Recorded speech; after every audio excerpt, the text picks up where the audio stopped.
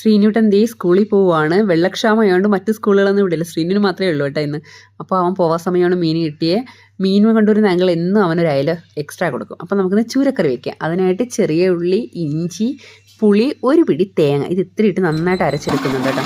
ഇനി നമുക്ക് കറിച്ചട്ടി ചൂടാക്കാനാക്കിയിട്ട് വെച്ച് എണ്ണ ഇതുപോലെ ചുറ്റിച്ച് അതിലേക്ക് കടുക്, കറിവേപ്പില, ചുവന്ന മുളകിട്ട് നന്നായിട്ട് ഇളക്കി ഉലുവപ്പൊടി, മഞ്ഞൾപ്പൊടി, മുളക് പൊടി, മല്ലിപ്പൊടി നന്നായിട്ട് ഇതുപോലെ വറുത്തതിന് ശേഷം നമുക്ക് അരപ്പ് ചേർത്ത് കൊടുക്കാം.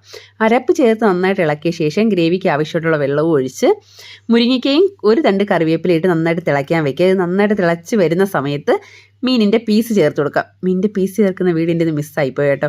അപ്പോൾ നമ്മുടെ കിടിലൻ മീൻകറി ഇപ്പോൾ ആവും. ഈ സമയം കൊണ്ട് ഫ്രൈക്ക് ഇഞ്ചി, വെളുത്തുള്ളി, കറിവേപ്പില, മഞ്ഞൾപ്പൊടി, കുരുമുളക്, പെരിഞ്ചീരകം, മുളക് പൊടി, ഉപ്പ്, വെളിച്ചെണ്ണ, ആവശ്യത്തിന് വെള്ളം ചേർത്ത് നന്നായിട്ട് അരച്ചത് മീനിൽ മിക്സ് ചെയ്തു.